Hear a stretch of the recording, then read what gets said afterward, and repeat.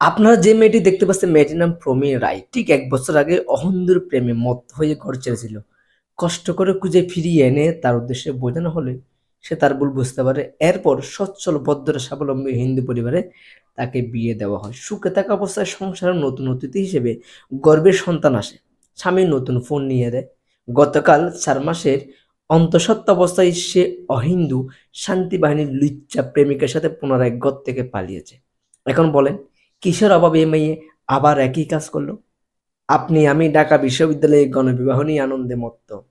Share করছি দেদারস এই ইভেন্টের, অথচ ইভেন্টের সবচেয়ে বড় টার্গেট হবে বিশ্ববিদ্যালয়ে পড়া হিন্দু ছেলেমেয়েরা। বিবাহের পরে সেখানে বিবাহিত মেয়ে নিয়ে টেনে যাচ্ছে, সেখানে আপনার ননির পুতুল কন্যা পুত্র তো সামান্য বিষয়। লাভ জিহাদ সম্পর্কে আমাদের পিতা মাতা সমাজকে এই পরিবারে একসাথে বসে কথা বলতে লজ্জা পান। ছেলে মেয়েদের সাথে এই বিষয়ে ছোটকাল হতে সতর্ক করাটাকে আপনাদের দায়িত্ব নয়? টার্গেট ওদের স্পষ্ট, শুধু আপনি ঘুমিয়ে আছেন। ঘটনাটা হচ্ছে ১ বছর আগের। শেয়ার করলাম শুধুমাত্র গণবিবাহ নিয়ে যারা লাফালাফি করতেছে তাদের জন্য, সেই হিন্দুগুলোর জন্য। সাবধান হয়ে যান। ছোটবেলা থেকে মেয়েদেরকে বুঝান।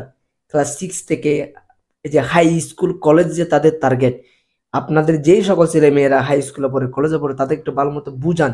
এগুলো খোলামেলাভাবে আলোচনা করুন।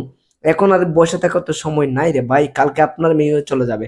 যদি সেটা না চান, তাদের সাথে ক্লাস 6 থেকে এই বিষয়গুলো খোলামেলাভাবে আলোচনা করুন। ভালো থাকবেন, সুস্থ থাকবেন। নমস্কার সবাইকে।